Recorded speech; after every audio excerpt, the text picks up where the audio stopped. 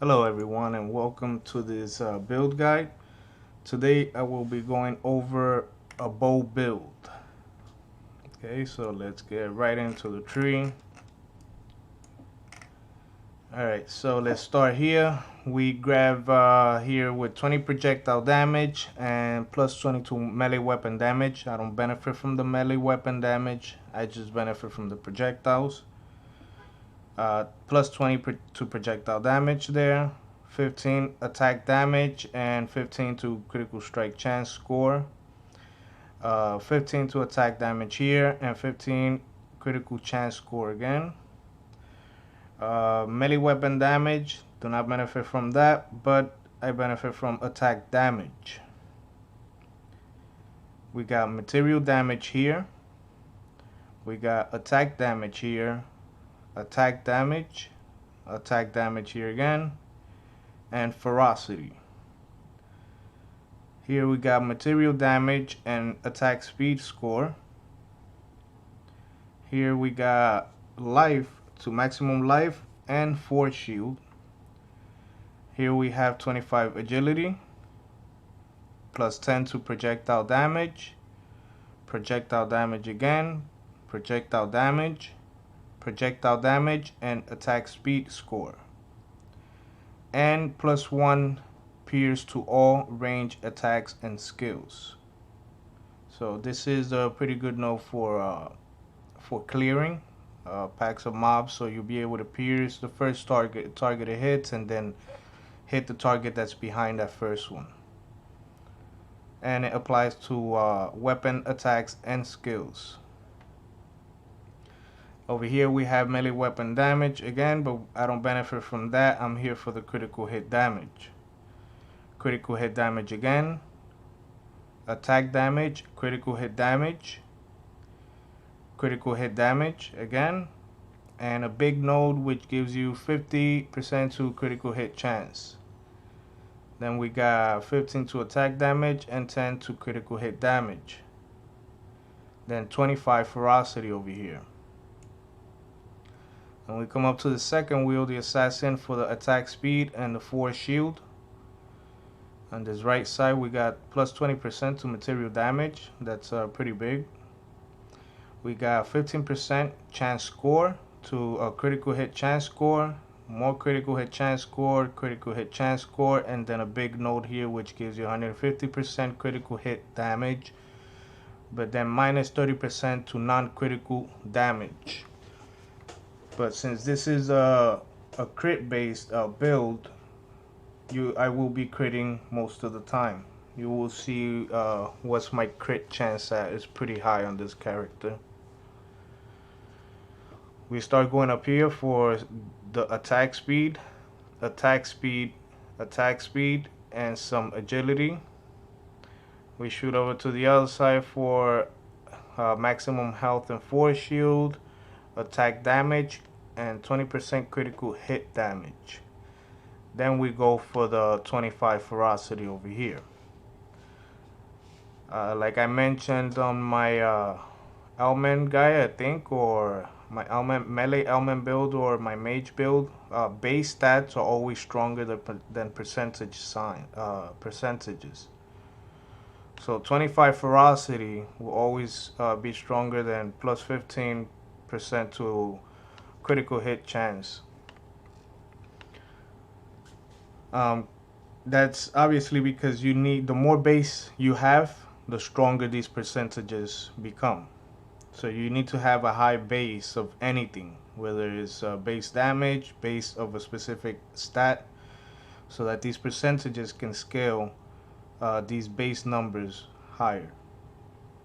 Okay, and that's this is my tree setup for this bow build. Let's go into my attributes page here. So all of my points are being spent into ferocity. All of my attributes are spent into ferocity. My bonus damage from attributes is 91.7%. Okay, here combat tab. So since I mostly auto attack with this character with my bow, this is a very important page for this build. So my average damage on my bows are 4,837, considering the attack speed I have on them and the critical chance and critical damage. Right now I have 39.7% attack speed bonus. Every 10%, pretty much you get one extra attack per second. So here I'm doing, you can say, just about 4 attacks every second. So the way all this is being scaled is that it's grabbing my average damage. Okay, so it's a number between these two, is multiplying it by 3.95. Okay, and then it gives you the average damage, which is this right here. Now, my character, he shoots 3 bows. I don't know if you can see it there. I don't see it too much. So there, he shoots 3 arrows. 2 of those arrows, since I have 51% chance of critting almost all the time, about 95% around there, 90%, 2 of those arrows will always be crits. Each arrow is doing anywhere between 2,000 and 3,000 damage on crits. So since only 2 of them normally are only critting, which is around, let's say, 2.4k per arrow, that's where I get the 4,837 average damage, considering my attack speed, because I'm still hitting them 4 times in one shot.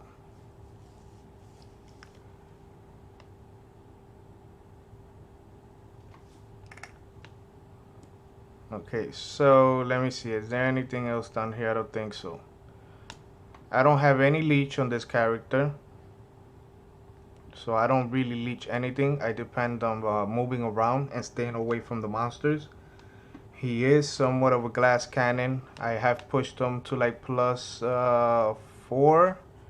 Anything above that becomes difficult, because you start getting one-shotted, and after 3 deaths, the dungeon resets for you. And this is pretty much it for the attributes page. This is the type of damage my weapon deals. Let's go into my gear setup here. So I try to get mostly bruiser type of gear with ferocity in it and agility. So the only 2 items with ferocity are my shoulders here, which 8 ferocity, 7 ferocity. The rest of my gear, I need to put a socket in there. It's agility there. Well, I got toughness here. That's because I still don't have an agility chest piece. Agility there, agility, ferocity, and agility. So I got 3 pieces with ferocity, which are the boots and the shoulders. I got 3 brooches. The 3 crowns brooch. So this gives me 12% movement. It gives me chance to dodge, stamina regeneration.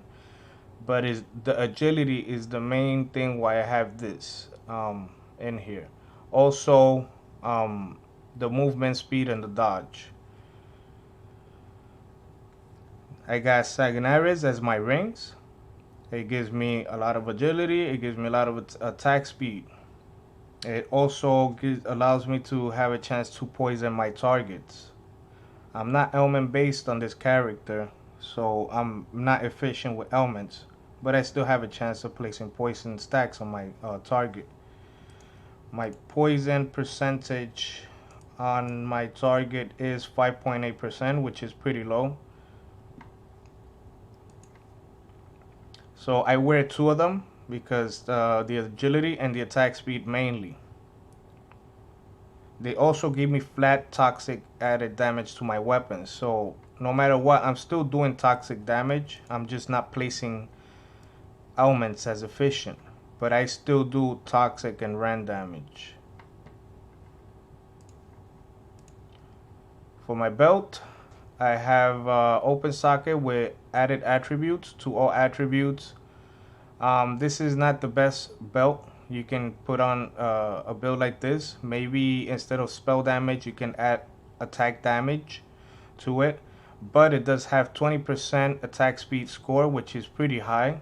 And it gives me rend damage to attack. So any flat added damage to your weapons is good. It boosts your overall damage. Like I said, flat added numbers to anything is better than percentages.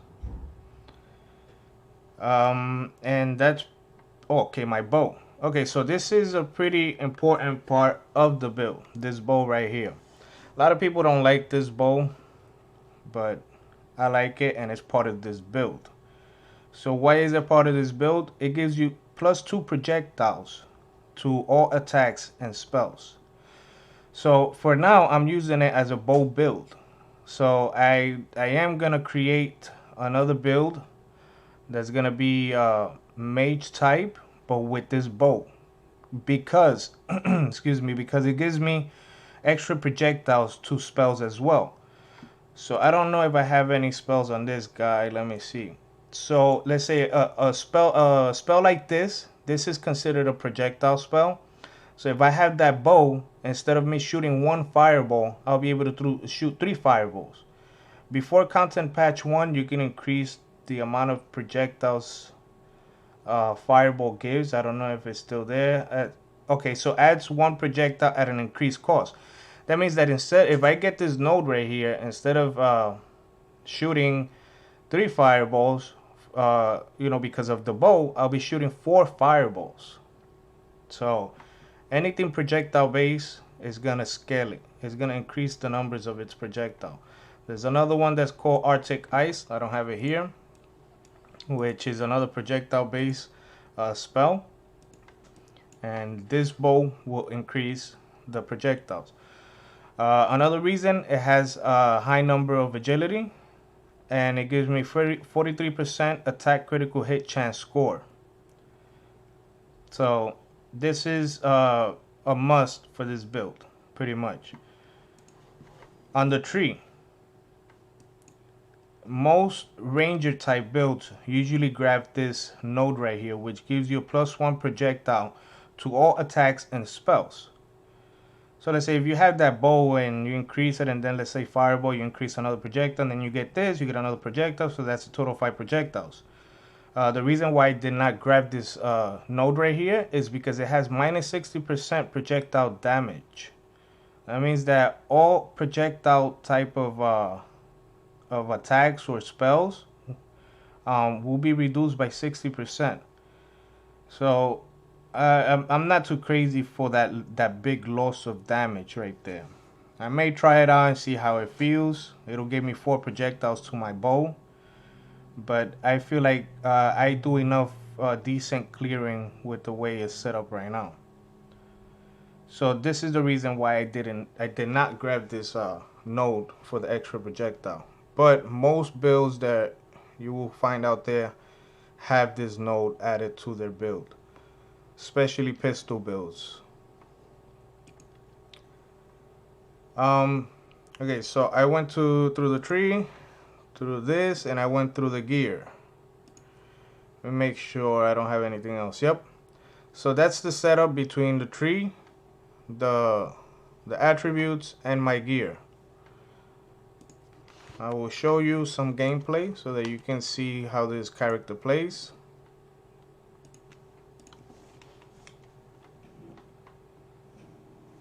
Okay, I didn't go through my skills. There we go. Alright, so Bulwark of Dawn, I don't know why it's there. I was testing something else out, so just ignore that. But for this build, this is the setup I have. I have Havoc's Orb. I don't use it a lot. I use it usually on bosses to mainly slow them down. But this is not a skill that I use a lot. Just on bosses. And for skill modifiers, I have increased area of effect. reduce minimum range, adds slowing effect to the target. So this is why I have this. So for bosses, so that I can stay a little bit more safe, I have this because you don't leech. So all you have is your health potions, and you manually dodging the attacks. And projectile stays where it lands for a while and detonates if there's a nearby enemy. So I picked this because as I'm running away from a boss or mini boss, I like to lay down the mine so I can keep on running rather than trying to target what the boss is and trying to just straight up hit them in that first shot. I can lay the mine somewhere in front of me, and as they're walking towards me, they'll walk into the mine and get slowed down. And normally I will do a combination of throwing the orb down and then using this skill. This skill also, I have it where it slows the monsters. So wherever I throw Havoc's orb, I would also throw this down right in front of it, or like right on it, so that as they're being slowed, they're gonna stay slowed and still take damage with this. Skill modifiers I have on Arrow's Whale are reduce cooldown, so I can cast it often, increase damage, adds a slowing effect in the area, more likely to apply ailments, more likely to deal critical strikes. This ailment, I can probably, no, I can't spend it nowhere else. That's why I have it there. So everything else is 4 points. And that's the skill modifier setup for Arrow's Whale. Then I have Stings of Crearion. For skill modifiers, I have increased damage, reduce numbers of projectiles but increases the damage, increased numbers of projectiles, summons ghosts to shoot arrows alongside you. So this is, I kind of use it for like clearing.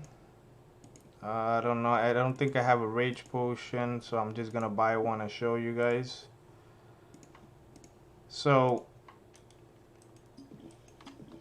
when I'm shooting, I use it, that's what it looks like. It summons like on a linear those ghosts, and they shoot linearly. And since I have +1 pierce, all of those shots also pierce whatever targets it hit, and if there's anybody behind, they will hit the secondary target. So it's decent to do like pack clearings. And this is another very important skill that I have on this guy. I use this very often, and if anything, this is probably the first shot I usually let go. I'll go over the modifiers now. Reduce reload time for charges, increases area of effect, can hold 1 additional charge, projectiles become a bola that roots enemies. So this is what it looks like.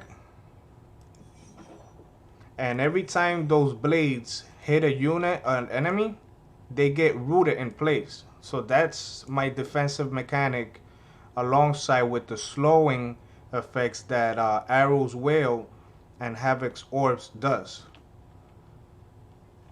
So normally I'm either shooting this first or I'll attack, and as I'm attacking, I'm always casting this to try and keep them at a distance. Always casting that. So I may cast it, and then I may do, let's say, Arrow's Whale like in front of me while they root it, so Arrow's Whale can do their full damage, and then just keep auto-attacking while still casting that, and whenever Arrow's Whale becomes available, then I'll shoot it again. Or I'll use the Stings of Crearion, which is, like I said, pretty decent for clearing. And that's the skill setup I have. I'll show you guys a little bit of the playstyle of it. So I mainly just shoot. When they get near enough, I'll root them in place. As you see, they're rooted. and I just keep attacking them.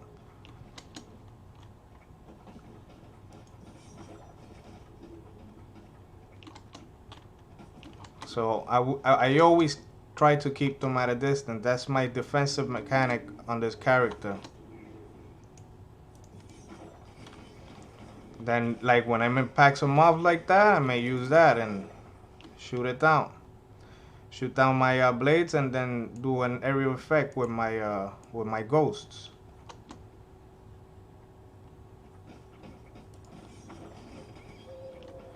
Now, if you notice, every time I hit, you have, depending on the range you're at and how you're aiming, you can land 2 or all 3 arrows. Okay, so like I was explaining earlier, 2 of those arrows almost all the time will crit, and the third one won't.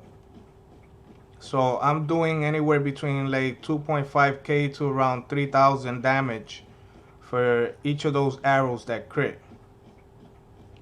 On a boss, most of the time you will land all 3 arrows, so you will usually be efficient at landing those 2 crits. Okay, so I'm doing about, let's say, 2.5 to 3k crit damage for a critical strike projectile. And it says I attack about 4 times in 1 second. You can multiply, let's say, 2.5 times 2. 2.5 times 2 times 4, which is nearly 20,000 damage per second. So even though you're seeing small numbers here, you're actually doing a lot of damage.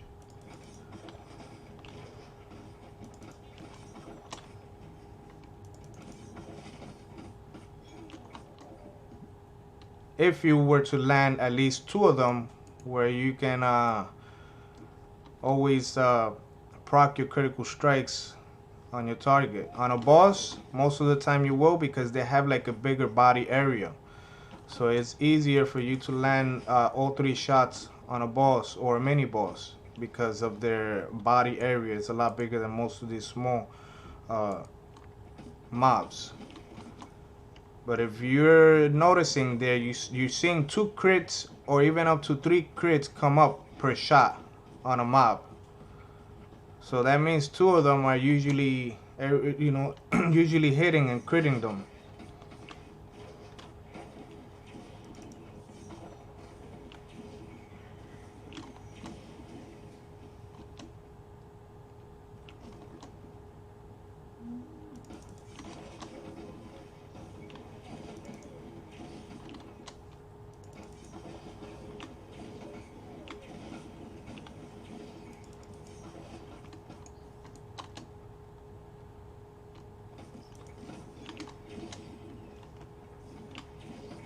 And so this is pretty much the playstyle of this character. Just try not to get hit. Always stay at a distance so you can stay safe.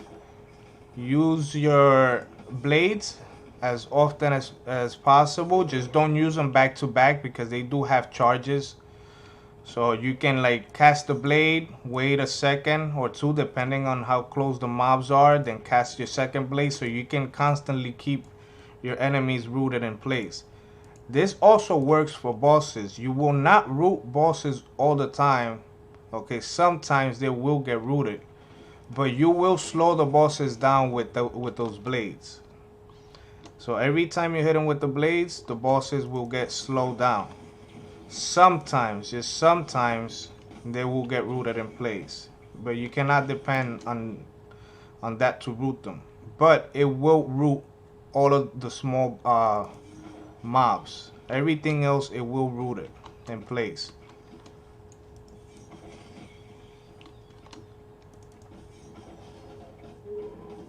As you see, they're not moving. They stay in place every time I hit them with those blades.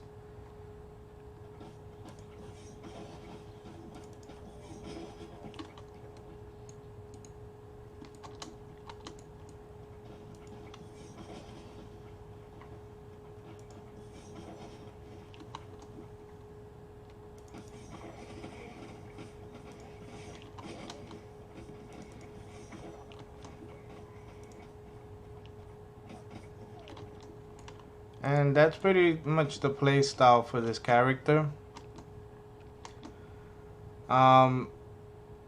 Okay, let's kill this boss and then we'll end it here. Oh, I misplaced that shot. Whatever.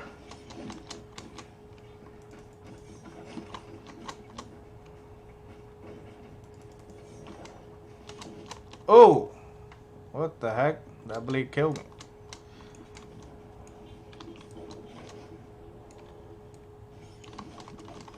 Oh my god. Like I said, you have to stay moving with this character.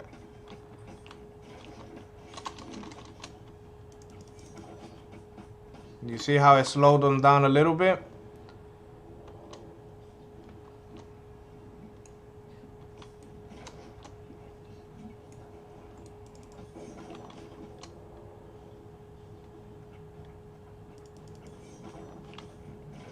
See how it slowed down a little bit? Sometimes, like I said, it roots them, but that's just sometimes.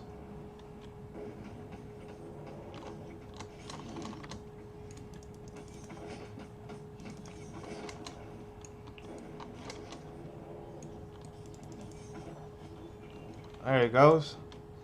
And that's pretty much the playstyle of this character. If you like, you enjoy, please follow. You can check out my Twitch. You have any questions, you can put them down below. Ask them. I always answer them. If you have any questions you want them answered right away, you can check out my Twitch. Hope you enjoy. Hope you can make maybe something better. If you make something better, please post it or talk about it. I would love to see it or to know about it. Hope you guys enjoy. Thank you and have a great day.